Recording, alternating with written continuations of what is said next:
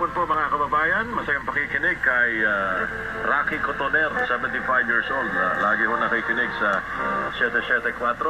Kay Beth Odornes at Wally Cabiles. Magandang hapon po mula kay Nympha Gutierrez ng De La Paz Norte, San Fernando, Pampanga. Kumusta ang weather dyan sa San Fernando, Pampanga? Sabi ng mga kabalil, abay mainit din, Brian Q. Pero kahit pa paano dyan sa